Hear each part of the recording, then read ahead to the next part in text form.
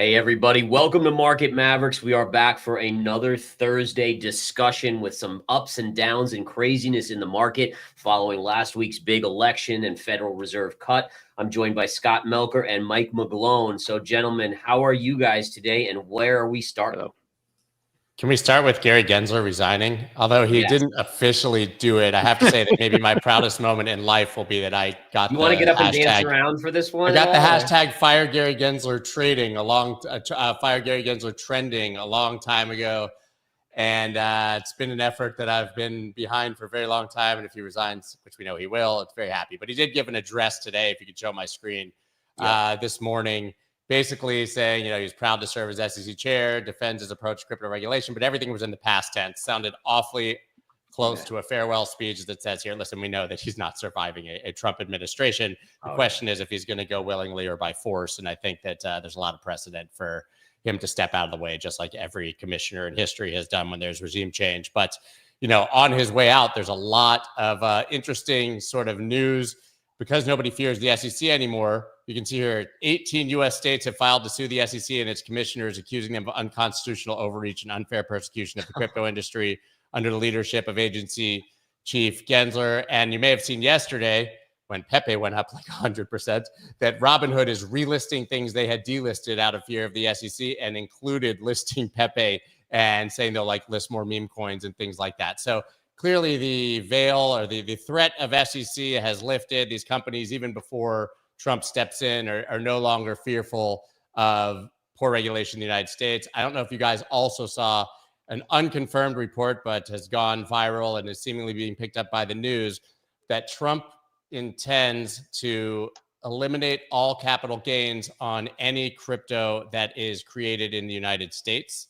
Saying that anyone who brings their company back to the United States will have no capital gains on those assets. That's like HBAR, XRP, all of those. But saying that all of these Americans who've run away for the last 8 years and said, we're not going to do anything in crypto in the United States, literally he's telling them, come here, register the company, launch what would have been an illegal unregistered security, and there will be no capital gains on that. Do I think that necessarily passes? No, but those are the kind of crazy things that they're floating right now. Wow. And so I'm just looking, I just brought up XRP. It's up huge today. It's had a huge run. Do you think that's part of why it's literally with Gensler saying he's going to resign and everybody knowing that these cases that the SEC has brought over the last 4 years are likely to magically disappear into the ether, I think is very bullish for these coins. XRP also was one of the ones getting listed on Robinhood. Gotcha. Does Scott, does this open the door to bad actors too, though? I mean, obviously there's positives to this, but also does this open the door to shady stuff happening? Sure. Right. I mean, the president himself might be doing some of it, right? So I can't speak for for how high quality World Liberty Financial is or is not, or his NFT projects. I'm not saying any of those are below board. Actually, when they launched World Liberty Financial, they did it through accredited investors and followed the current SEC laws. So nothing nefarious there, certainly. But I do think that this is obviously moving in a direction that's going to deregulate and allow a lot of people to do a lot of things. And so I think will be some increase in fraud abroad here, but also in other markets. I don't think that'll be unique to crypto. I think any financial fraud we've seen over time, if there's deregulation and less threat of litigation, that we'll see those things. But I think writ large, it's a really positive movement that innovation and entrepreneurship will be encouraged in the United States, particularly in this industry where it's been, dismissed for so long. Yeah, no, I think you're 100% right on that. I mean, it's going to foster more entrepreneurial spirit in here in the US. And then, like you said, there'll be a few bad actors. There always is. But at the same time, hopefully the good outweighs the bad. All right. So, Mike, where are we on Bitcoin? I'm assuming you're still in the camp where you think that at some point it falls back down. I just want to show this chart real quick because I do have a chart on Bitcoin. This is an interesting trend line I've been following. It's interestingly enough, if you take the exact high of the first high in 2021 and connect it to the second high in 2021, that's exactly where Bitcoin has rallied to right here. And it's stalling. Now, listen, I'm not going to be here saying it's going to pull back significantly. I have no clue, frankly, but it is just interesting. But what are your thoughts on this, Mike? Where are we in this cycle? Yeah, I'd like to share my screen if I can. And the key thing is the world changed a week ago. This is a paradigm shift. And you just mentioned it, the things that you're saying, Scott, just the fact that we can say that Mr. Gensler is going to be gone. I mean, this is a paradigm shift for cryptos. It's point facts.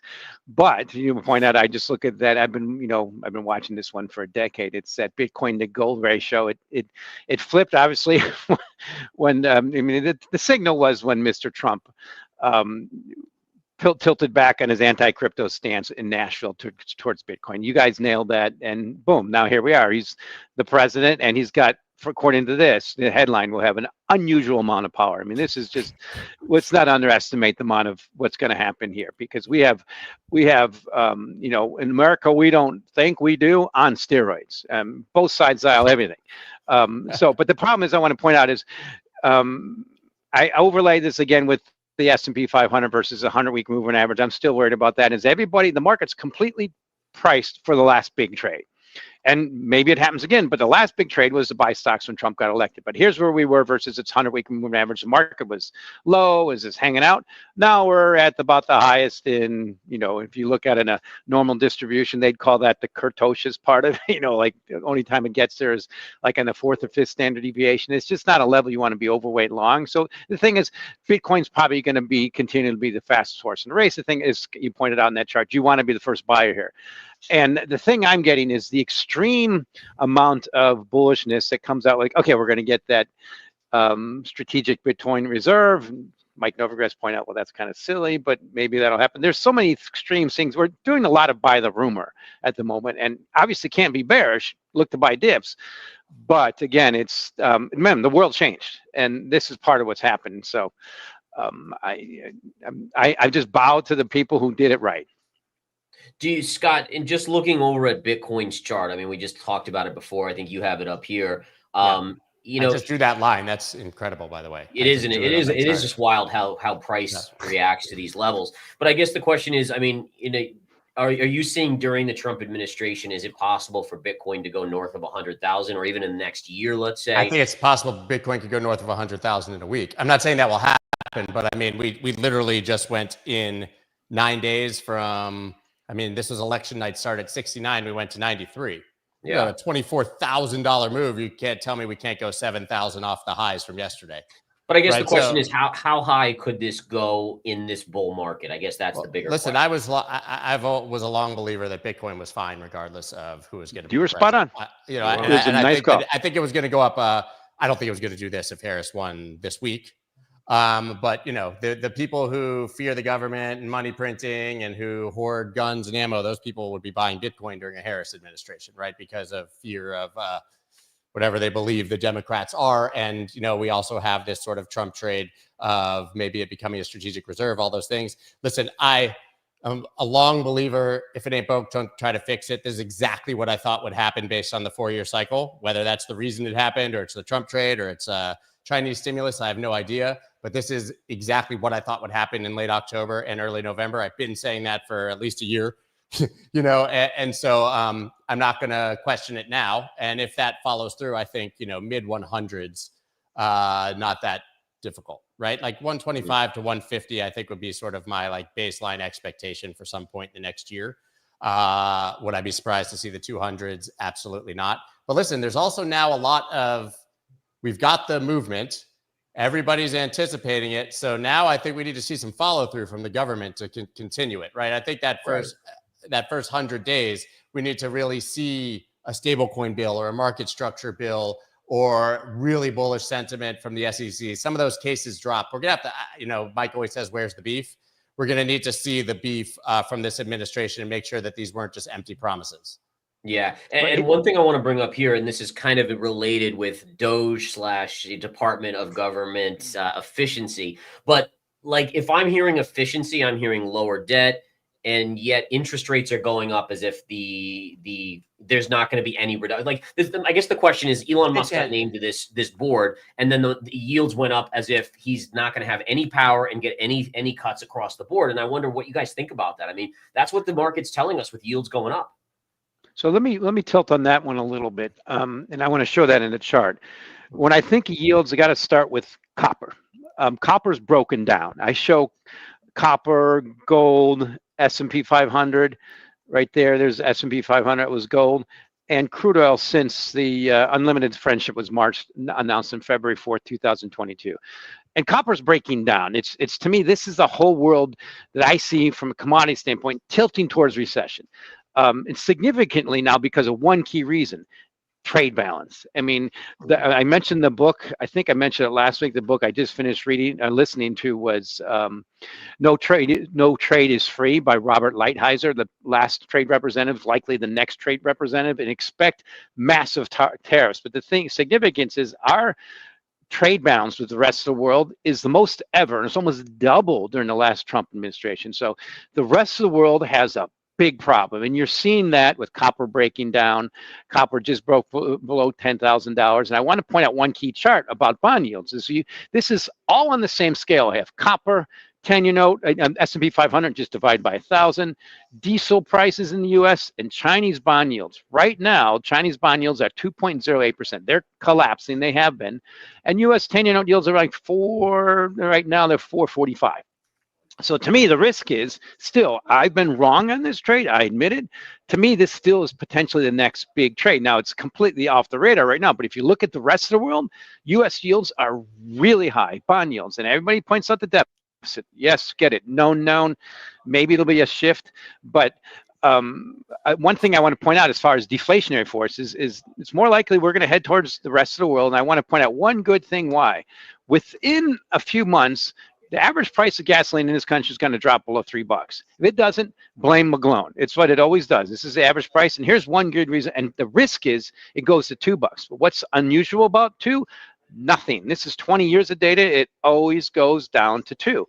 Now, we made a big spike, but one key indication is what's happening we have a massive excess of supply of grains and fuel and energy. This is what used to be called net imports. It was only the U.S. crude oil net imports. It's running to pretty massive exports, meaning if we have a trade war, which is virtually guaranteed, the U.S. is going to win because partly from this book, our exports are our global trade for the U.S. is only about 11% of GDP. For most of the rest of the world, particularly like China and Europe, it's closer to 25% of their GDPs.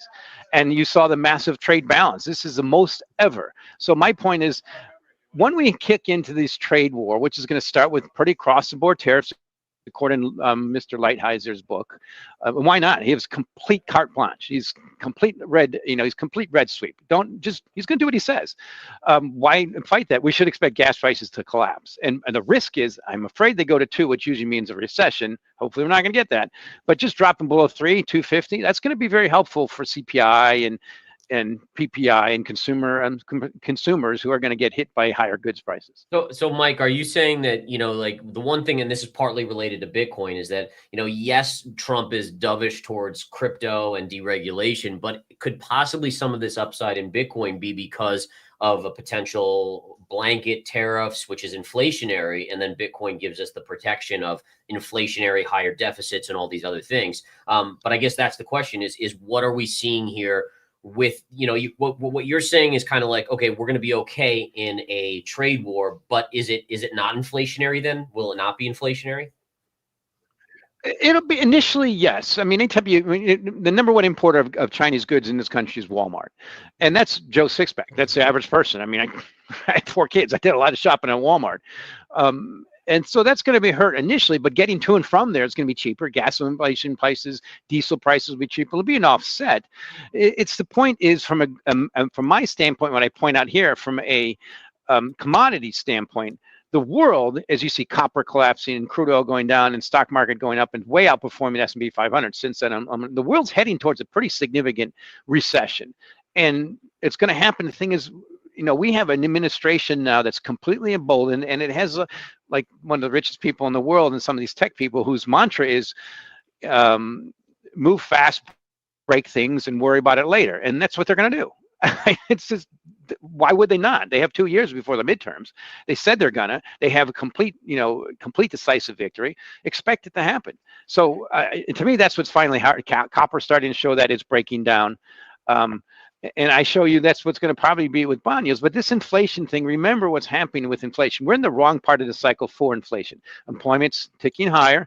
How much Trump going to help that? I don't know. Unemployment by exporting all immigrants, that's going to kick unemployment up and push GDP down. The Fed has started to ease. It's typically not a good idea to be short bonds when the Fed eases, and you're also paying a very high price, almost double the yield you get in China, which is the next significant commodity country. So the phrase I've been hearing, at least from this book, is this is a strategic decoupling from China. Now it's accelerating and big time. And China is a massive deflationary force at the moment. So the way I see it is you absolutely need the US stock market to stay up. And that's where I point out the bond market and gold are just waiting, I think, for just a normal correction in the stock market. And then they take off. And that's what I think is going to happen. I mean, bond prices, that is, but bond yields are just waiting. So we've gone through that initial flush. We unwound a lot of those overweight long positions in bonds. And now, it's just what's the next big trade? The U.S. stock market has to stay up, or it's just a matter of time bond yields catch up to the rest of the world. Now, then with this, the average of the top 5 countries, including China, their bond yields are averaging about 100 basis points below the U.S. Before 2008 crisis, they averaged 100 basis points above the U.S. Wow. All right. So going back to yields, right? Generally, we don't see yields go up with the stock market up, with gold up, with all these things. So are you thinking that is going to revert back to what's normal, or they're all going to fall together? Well, that's the problem. It's the key thing I point out is like right here. If you look at the S&P 500 or the U.S. stock market and GDP paces, it's 2 times. Okay, that's the lessons of history. Is you never want. That's what happened in Japan. It's what happened in China 10 years ago. It's what happened in the U.S. in the 1920s and 30s. When you get to 2 times GDP, it's all that matters. And at the same time, the U.S. stock market, I also point out, versus the rest of the world, MSCI, it's the highest ever. That's a great thing as long as it keeps going up. But if we ever get a little reversion in that, to me, that's what the commodity markets tell me. At some point, commodity markets are breaking down, and copper is just getting started, which means the yields are very high. U.S. yields are on the cusp of catching up to the rest of the world. What's going to keep them up? One key thing is this unlimited U.S. deficit spending. I get it, but Japan's been doing that for a lot longer than we have, and their yields are much lower. So to me, this is what we're on the cusp of, and I see it is it's the chart I pointed out here, right here. Let me just show you this one right here. Where let's look at the Trump side. What's the psychology right now? The market's completely priced for what happened last time. It was a great thing to be long stocks when Trump was elected, but this is where stocks were when he was elected in 2016. This is where they are now. Super expensive. Just a little bit of normalization. I know I've been saying it for a while, but we're so priced for perfection. That's where we have to look for little tweaks that might happen. That's why I'm watching copper very closely. It's got to go up. Otherwise, to me, but I'll end with the copper going down leaves the inordinate burden to keep the whole economy and the whole world away from the normal deflation that follows the kind of inflation we had last time. It's all on top of it. It's got to be the U.S. stock market has to stay at least buoyant. Gotcha. Yeah. Scott, one thing I was kind of crossing my mind earlier today is how hard it is to sign up for some of the exchanges like Binance if you're in the US and all this KYC nonsense. Do you think under Trump that goes away? Because honestly, one of the struggles that I have is you have to kind of jump through a bunch of hoops if you want to short crypto. You see that the FBI raided the Polymarket CEO's apartment yesterday because they allowed U.S. users to trade using probably a VPN on Polymarket. At least that's the presumed reason, which is exactly one of the reasons that Binance got in trouble. Yeah, I think that's likely to all go away, or at the very least, the assets that you want to trade on those other exchanges come to American exchanges, so you don't need to find them elsewhere. I also think probably that leverage will be eventually allowed on some of those exchanges like Coinbase in the United States. Low leverage, I would say, 5x and lower probably. I can't imagine 100x YOLO. Yeah, and I think that there's going to be just a listing bonanza where we're going to be able to trade all of that stuff. And so, yeah, I think that's going to be very different. I think Americans are going to be allowed to do almost everything that everyone can do everywhere else. Yeah, I'm taking a look at what you have on your screen here, this Kobayashi letter. Yeah, this was something else just based on what you guys were talking about that I actually wanted to ask you guys about. So obviously, Kobayashi, a bit hyperbolic sometimes, but the Fed's worst nightmare has begun. Obviously, we're talking about stagflation. We now have multiple rising inflation metrics with signs of a weakening labor market. For the first time since September 22, both CPI and PPI inflation are officially back on the rise. This obviously doesn't gel with deflation in the short term, but obviously, we have some leading indicators that temporary help services jobs are rising. That's a leading indicator, obviously, of unemployment. But listen, if unemployment's about to shoot to 6% and inflation is rising, it's not a great scenario. It's not, but I think a key thing to think about that too is we have the greatest wealth effect in our lifetimes, and hopefully it will get more. And to expect inflation to go down when we stock market's up 30% on a 1-year basis, almost 2 years in a row, is kind of silly. It's just reverted. And that's why I look at it as it's a bit of the inordinate burden right now. That everybody's talking about bond yields going up and everything. It's like that. It's predicated on one thing: U.S. stock market has to stay strong, and that's why I look at it is it's got to stay up. That's why I'm worried about. I can just show you one chart. Is the key chart I'm watching is this S&P 500 to gold ratio. It's I'm going back 100 years. And this is definitely not a level you want to be overweight S&P 500. And that's what's happened. It's been flat for quite a while. S&P 500 for gold. Everybody wants it to go up. You need it to go up. But what if it just trickles down a little bit where, gold continues to outperform? It has been for 3 years now. The S&P 500, that's significant deflationary forces because it's already happened in commodities. Again, obviously I'm biased. I think I've been distorted a little bit because I'm biased. By crude oil at 68, the peak was 130 just a couple of years ago. I see corn back below 3, natural gas back down. Everything in commodities is deflationary with the exception of copper is hovering, and it's all tilting that way. What stops it? Do you think so? So we're all assuming that these tariffs go into place, deportations, which can be inflationary since those are generally low-skilled workers working for very cheap. Do you guys think that if the stock market and economy slip towards recession, is there a chance Trump says, "Hey, we won't do this" because it would put more pressure on the economy, or you think it's like he's like a bullet? I think the deportations are coming, yeah. Regardless. Tariffs, I think, is a bargaining piece. I'm not saying he won't do it. I think he will to some degree, but I think that's also, some bluster and putting other countries on notice, particularly China. I mean, we'll see. Well, and I think, just to keep in mind, like, look at who he's put in. Marco Rubio has been majorly, against China, and he's in a huge position now too. So I think he's putting the right cabinet members in to be really hard on China. Up all the Floridians, man. We all live in Florida. It's like all Floridians across the board. It's crazy. I mean, Rick Scott got dinged, luckily, for Senate majority, but like Matt Gaetz being floated for Attorney General, guess that one's wild. That one is wild. That one is really wild. Florida men.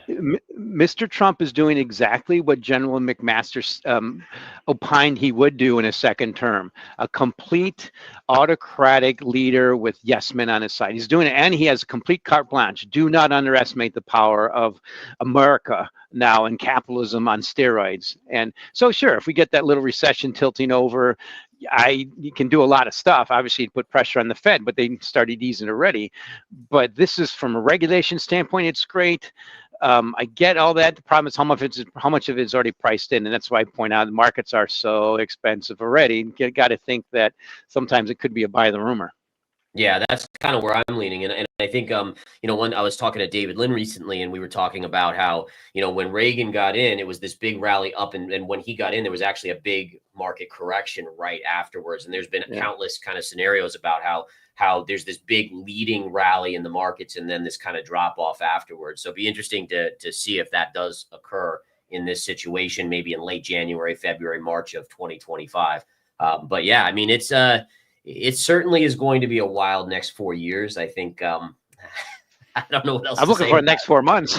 4 months, that too. So I think we'll hold on to our seats. Now, just turning back to the crypto markets, one question I have is this the, we've obviously seen Ripple go, Cardano's rallied. I mean, all of these coins that were at multi-year lows have started to rip. And just to kick it back to you, Scott, is this something where you're looking to get in on these now, thinking it's the beginning, or was this a pop just on this expectation and you could see a letdown? It depends on your time frame. I think all coins are absolutely going to rip in the not so distant future. I'm happy to be looking at coin market cap here, but you can't fight the trend. And Bitcoin dominance obviously has done nothing but go up, right? And Bitcoin dominance obviously just shows you exactly the relationship between Bitcoin and altcoins. 61% yesterday. I mean, these are new highs the entire time, dropping off a bit today. But when we really start to see this truly break down, it's going to get a lot of fun, I think, for altcoins. Listen, if Mike's right and we get a huge stock correction, altcoins are going to suffer, right? But as long as the music is still playing, I think that this is coming. Once again, this aligns very well with what's happened every other cycle. Bitcoin kind of makes its move. It finally settles. And then we see the liquidity trickling down. And there's definitely new money here to have seen, during last week, during the election week, we saw major moves on altcoins, outperforming even Bitcoin on the way up. There was a lot of new money. If you take a look at the total market cap of crypto, it reached 3 trillion, which is the highs of 2021, right? The highest it ever was. It just made the highs, and this cycle, if it's coming, hasn't even started, right? So imagine a blue sky breakout on the market cap and altcoins just going nuts, I think that's going to happen. So I'm just kind of in if you get significant pullbacks and dips, I think they're buyable until further notice.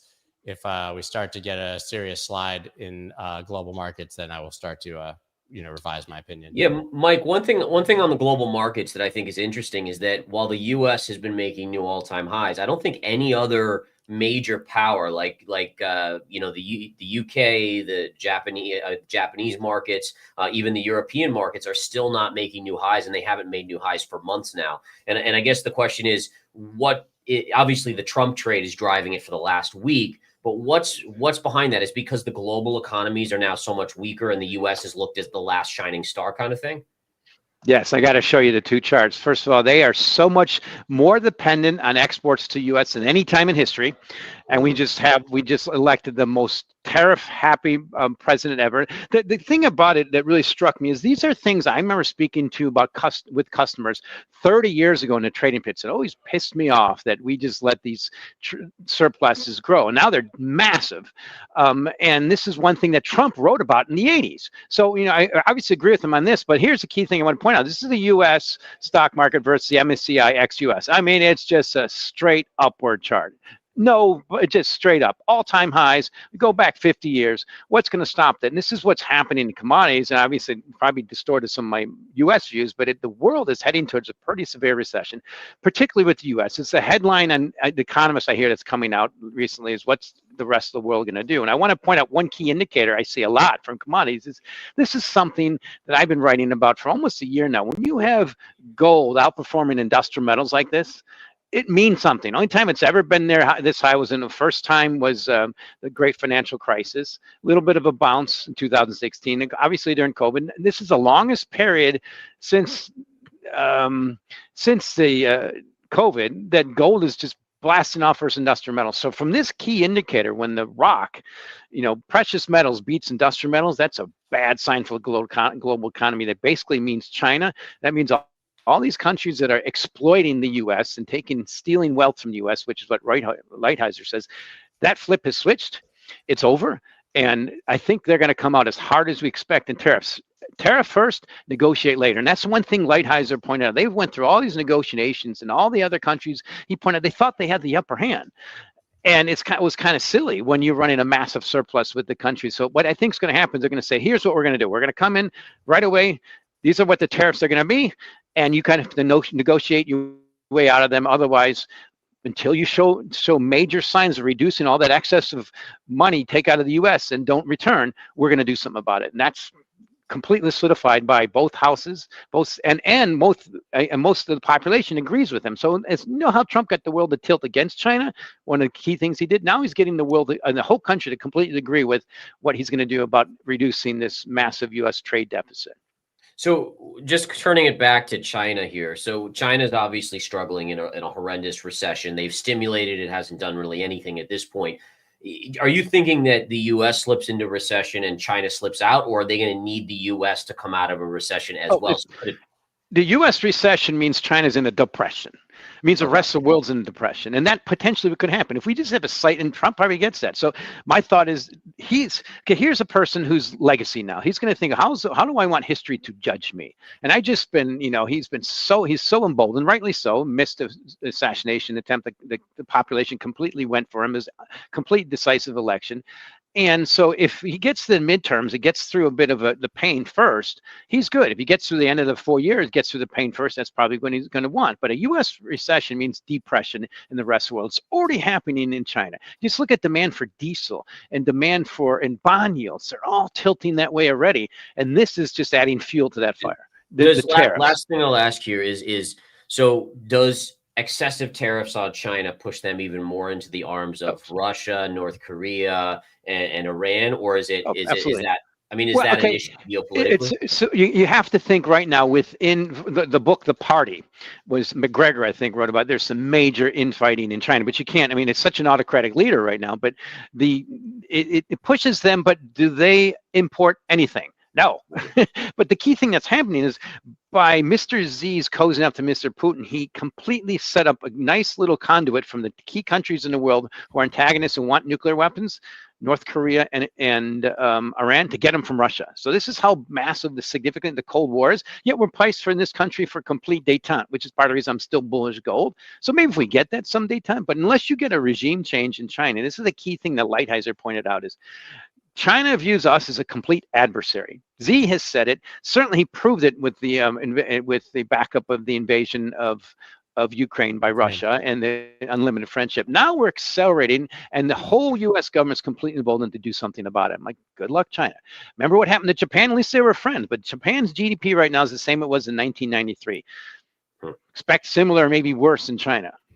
All right. So last question, Scott, is let's see if we have Market Mavericks hopefully next Thursday. Are you thinking crypto will continue to trade up there? Are you expecting? It seemed like you were maybe saying, hey, listen, it's had a big run. Maybe it needs to pause a little bit, so a pullback before in the next move. I don't know when the pullback comes, but when you go from 70 to 93, it's a pretty good move.